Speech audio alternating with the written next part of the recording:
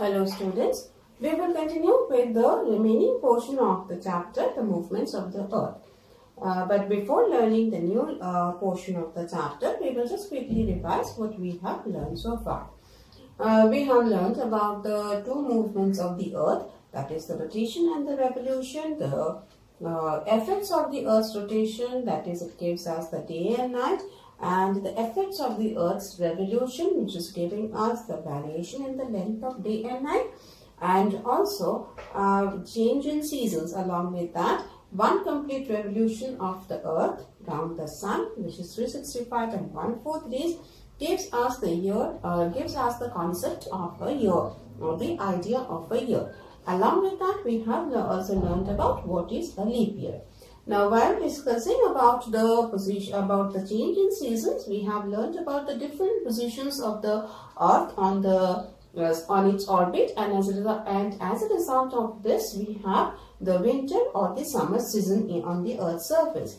Again, on two positions, that is on 23rd of September and 21st of March, when the sun rays falls on the equator, we have the equinoxes. 23rd September is known as the autumnal equinox and 21st of March is known as the spring equinox. So we know about why this change of seasons are taking place, or why there is a variation in the length of the day and night.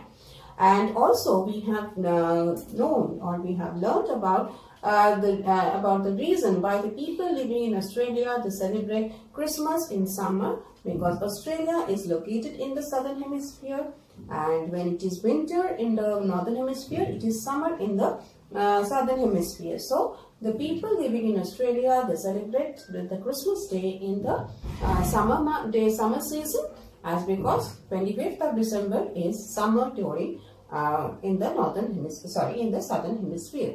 Now today we will learn about those two regions of the Earth's surface where there is little or no change of seasons. There are two such regions on the Earth's surface where we find that these seasonal changes, or the variation in the length of day and night, the variation in the amount of sunlight received by them, does not or have little or no effect on them, on these places, because there is hardly any change of seasons in these two regions of the Earth.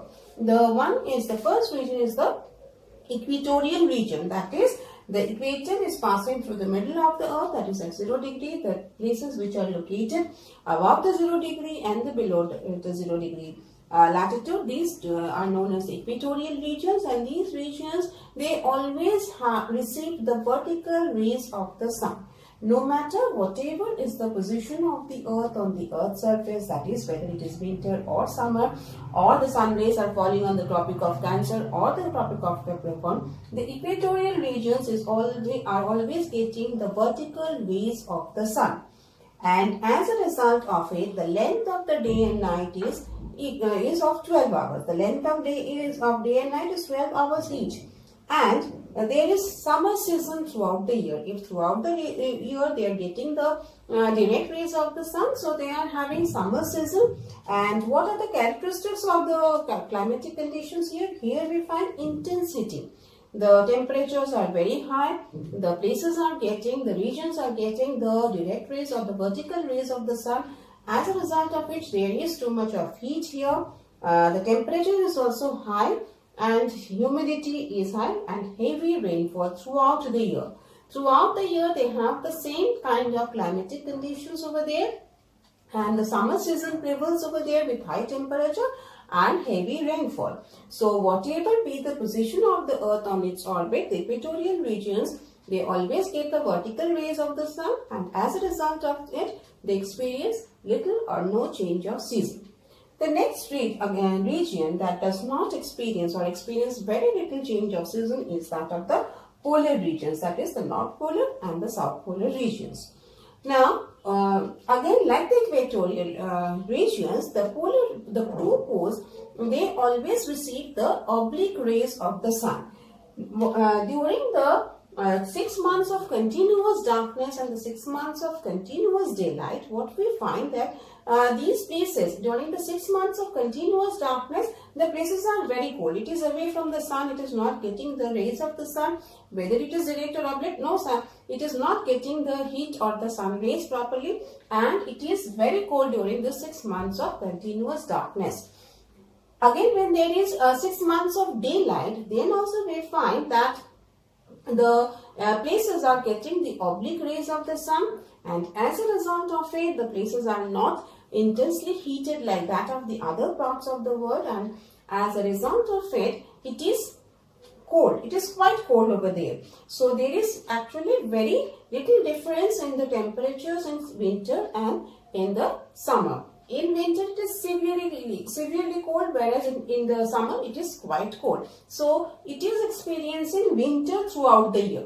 Whether it is the summer in the northern hemisphere or winter in the northern hemisphere, these places, if it is winter in the northern hemisphere, then in the North Pole regions they are having continuous darkness. When it is summer also, it is winter for them because there is very little change of temperature. And so the polar regions, both the North Polar region and the South Polar region, they are experiencing winter throughout the year. So we know that there are such two regions on the surface of the earth which are receiving little or no change of seasons. Next we come to know about the polar lights. During the 6 months of continuous darkness, whether it is in the North Pole or in the South Pole, during this time, a spectacular light phenomenon. A light is seen in the polar regions, which is known as the polar lights, and this polar light in the North Pole, it is known as the aurora borealis. And in the South Polar region, it is known as the aurora australis.